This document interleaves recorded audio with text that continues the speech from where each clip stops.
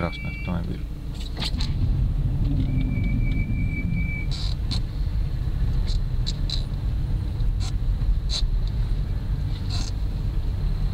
В ближайшее время выброшу эти колодки,